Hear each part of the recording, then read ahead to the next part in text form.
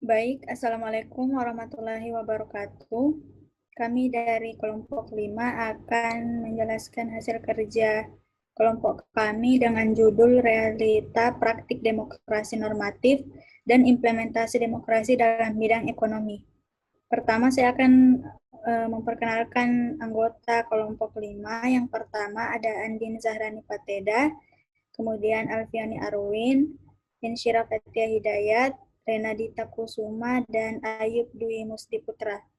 Adapun penjelasan pertama akan dipaparkan oleh Saudari Andin Zahrani. Kepadanya dipersilahkan.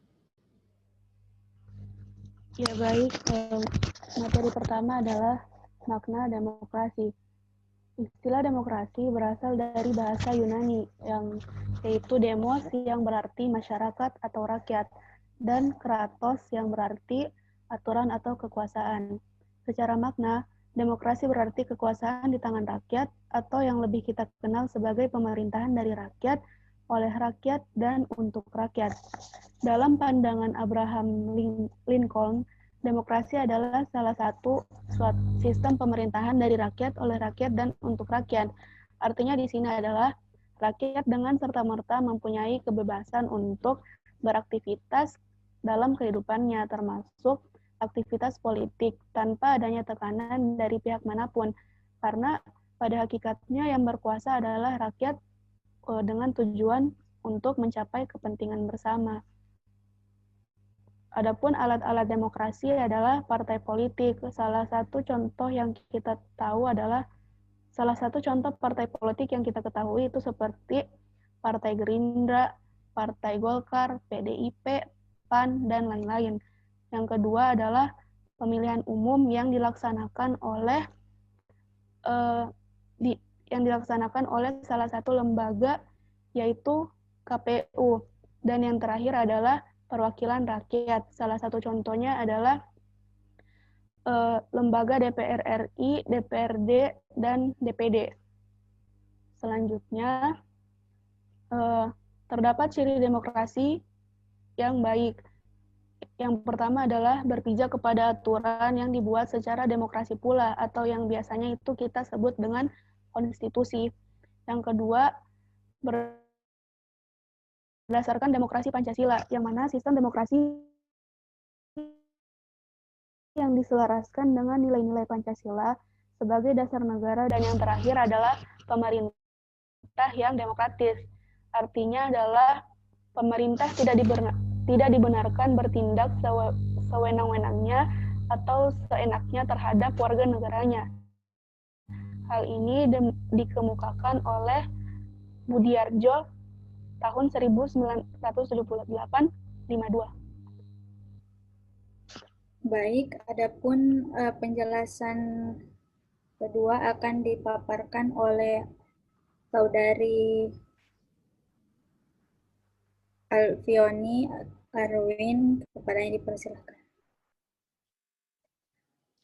Terima kasih atas kesempatan yang telah diberikan. Selanjutnya, perilaku yang dapat kita lakukan untuk mendukung tegaknya nilai demokrasi Pancasila. Yang pertama, tidak memaksakan kehendak orang lain. Yang kedua, mengutamakan musyawarah dalam mengambil keputusan untuk tercapainya mufakat. Yang ketiga, menghormati dan menjunjung tinggi setiap keputusan yang dicapai sebagai hasil musyawarah. Yang keempat, musyawarah dilakukan dengan akal sehat dan sesuai dengan hati nurani yang luhur. Yang kelima, dapat dipertanggungjawabkan secara moral kepada Tuhan Yang Maha Esa, menjunjung tinggi harkat dan martabat manusia, nilai-nilai kebenaran dan keadilan. Dan yang terakhir, memberikan kepercayaan kepada wakil-wakil rakyat untuk melaksanakan permusyawaratan.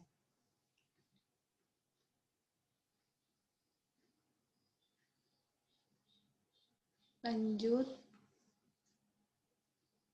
Selanjutnya, membangun kehidupan demokratis di Indonesia. Yang pertama, persamaan kedudukan di muka hukum. Hukum tidak boleh memandang bulu. Siapa saja yang bersalah dihukum sesuai ketentuan yang berlaku. Yang kedua, partisipasi dalam pembuatan keputusan. aspirasi dan kemauan rakyat harus dipenuhi dan pemerintahan dijalankan berdasarkan konstitusi. Dan yang terakhir, kebebasan yang bertanggung jawab. Terdapat 4 kebebasan yang sangat penting, yaitu kebebasan beragama, kebebasan pers, dan kebebasan mengeluarkan pendapat, dan kebebasan berkumpul.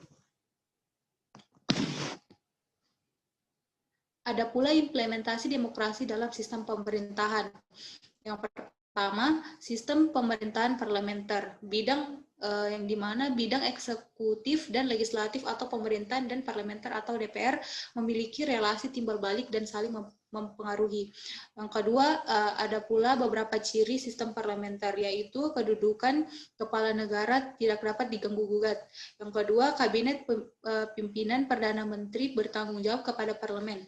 Yang ketiga, susunan anggota dan program kabinet didasarkan atas suara terbanyak dalam parlemen. Selanjutnya diterapkan di negara Inggris, Eropa Barat, dan Indonesia ketika berlaku Undang-Undang Dasar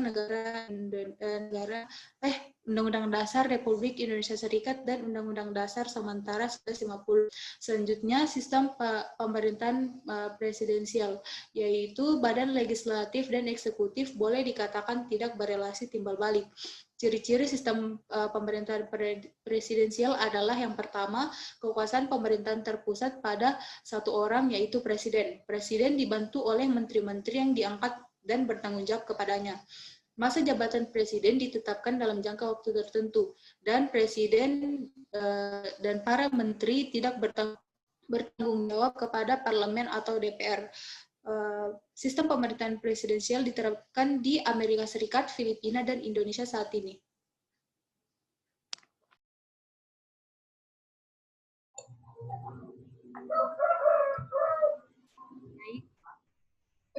Adapun penjelasan yang akan dijelaskan oleh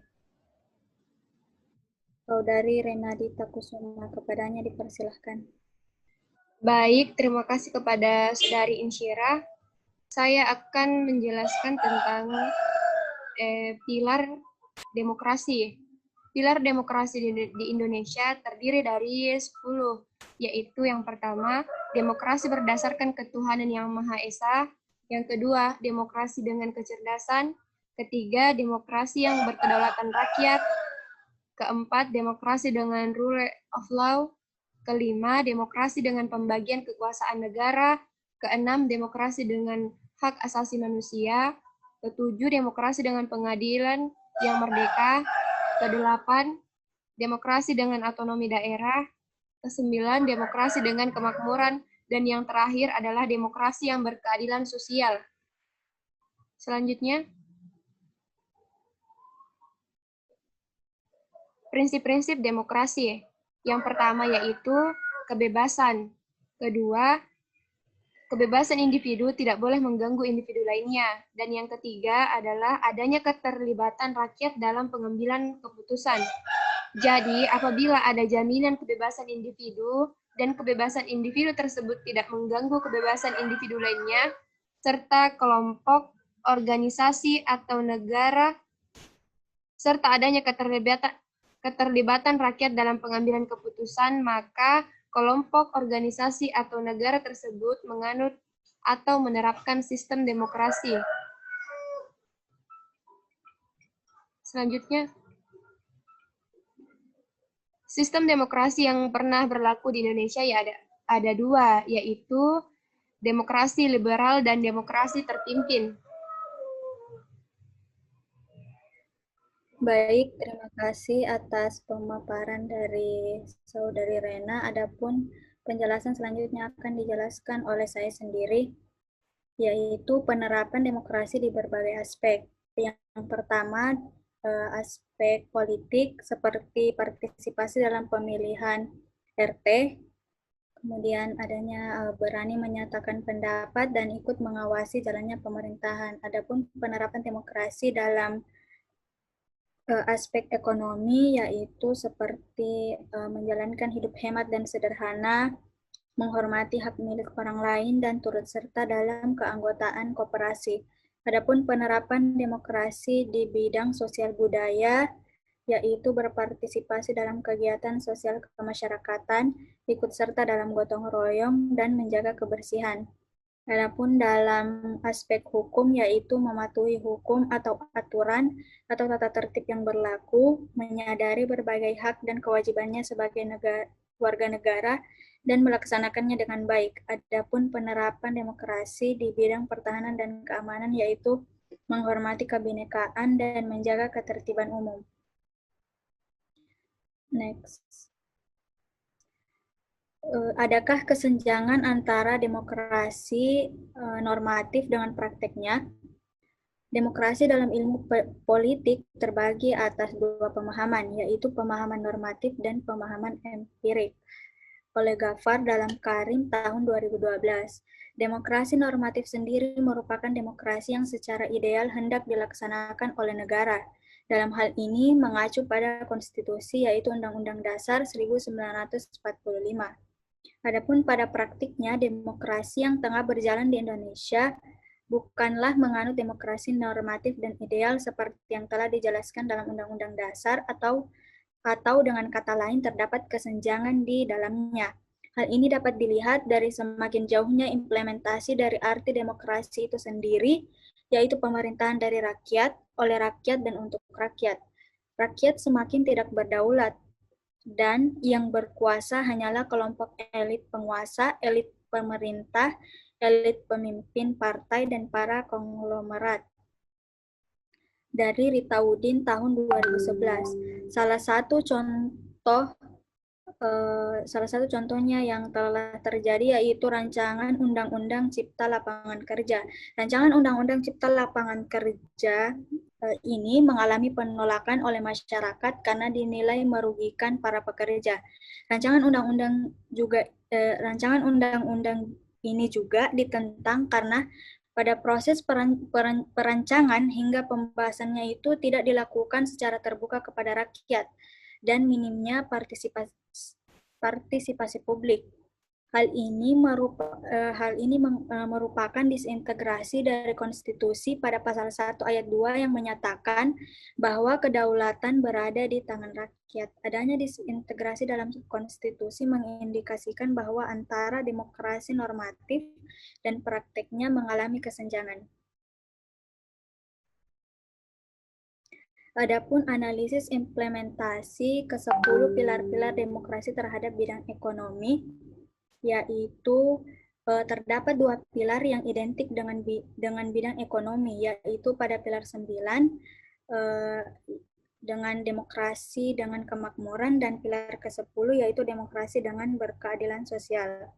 Adapun demokrasi dengan kemakmuran memiliki maksud bahwa demokrasi yang dianut negara Indonesia bukan hanya ditujukan dalam hal kebebasan dan hak, kewajiban, pembagian kekuasaan, otonomi daerah, kedaulatan rakyat, maupun keadilan hukum.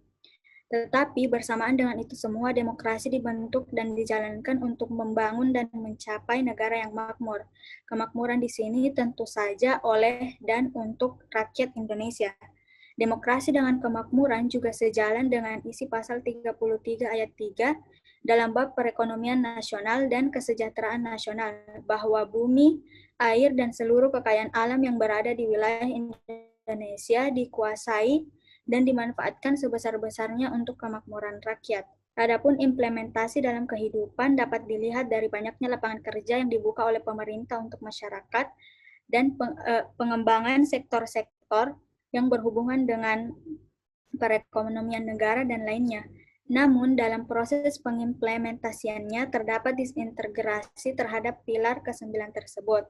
Salah satu contohnya yaitu masuknya perusahaan asing yang memiliki izin untuk mengelola sumber daya alam. Akan tetapi, perusahaan asing tersebut dalam hal ini menguasai sumber daya alam di bidang pertambangan salah satu pulau di Indonesia. Adapun persen angka pembagian hasil berupa pajak, royalti, hingga dividen untuk Indonesia hanyalah 40% dan sisanya untuk perusahaan asing tersebut. Hal ini menunjukkan bahwa terjadi disintegrasi terhadap pasal 33 ayat 3 yang dimana kekayaan alam salah satu pulau di Indonesia dimanfaatkan sebesar-besarnya, namun tidak sepenuhnya untuk kemakmuran rakyat. Adapun demokrasi dengan berkeadilan sosial memiliki maksud bahwa demokrasi menurut Undang-Undang Dasar 1945 menetapkan atau menggariskan keadilan sosial di dalam masyarakat. Artinya bahwa seluruh masyarakat Indonesia memiliki hak yang sama dalam aspek apapun dan menutup rapat-rapat pemberian hak-hak khusus ataupun keistimewaan tersendiri terhadap suatu masyarakat.